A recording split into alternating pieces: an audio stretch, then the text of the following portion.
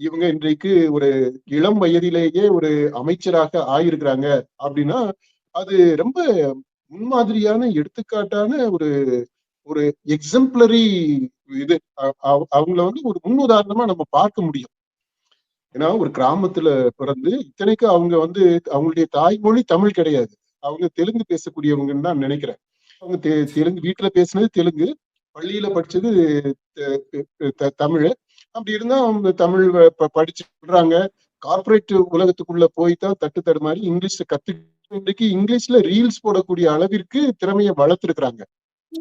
இது வந்து ரொம்ப ரொம்ப அதாவது உண்மையிலே நம்ம மனசார பாராட்ட வேண்டியது. இப்படிப்பட்ட ஒரு பெண்மணி முன்னுதாரணமாக இருக்கிறாங்க அப்படின்றது வந்து இந்த அடுத்து வரக்கூடிய தலைமுறை இளம் சின்ன குழந்தைங்களுக்கு எல்லாத்துக்குமே, இன்றைக்கு படிக்கக்கூடிய பிள்ளைங்களுக்கு எல்லாத்துக்குமே இவங்க இன்ஸ்பெக்ட் பண்ண போனாங்களே அந்த ஸ்கூல்ல இருக்க பிள்ளைங்களுக்கு எல்லாருக்குமே இவங்க ஒரு முன்னுதாரணமாக இருக்கக்கூடிய இருக்கிறவங்க, இருக்க வேண்டியவங்க. அந்த அளவிற்கு இவங்கள நம்ம இந்த 2 விஷயத்திற்காகவும் பாராட்டலாம்.